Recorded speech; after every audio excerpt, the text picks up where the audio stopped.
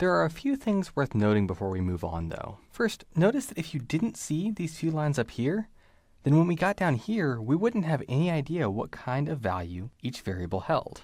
We could probably make a pretty informed guess. We might guess that a number holds an integer number, a decimal holds a decimal number, and so on, because we've written our code to be self-documenting. But we can't know for sure. There's nothing stopping us from saying that a number equals hello world or something like that.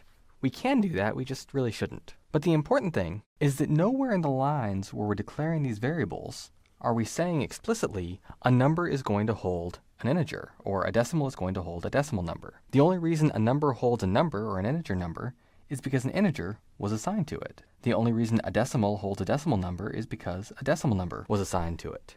The type is defined by whatever value is assigned to the variable, and that's pretty different from many languages out there.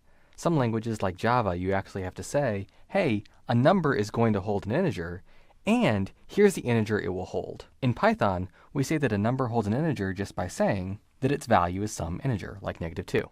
We can see that in action with this code. Here we're creating a single variable named called a variable, and then we print the current value of a variable, which is 5. But then on line 6, we reassign a variable to this string of characters, and our code doesn't crash, it works just fine.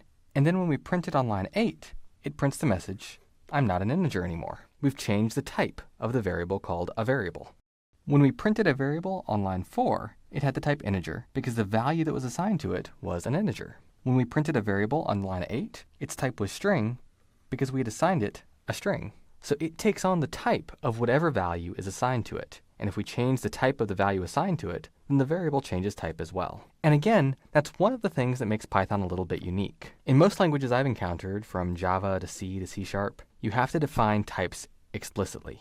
You have to actually say, hey, the variable called a variable will always hold an integer. And then if you try to assign a different type of value to it, the code will crash. But Python lets us assign any value to any variable, and the variable just gets its type from the value that you assign to it.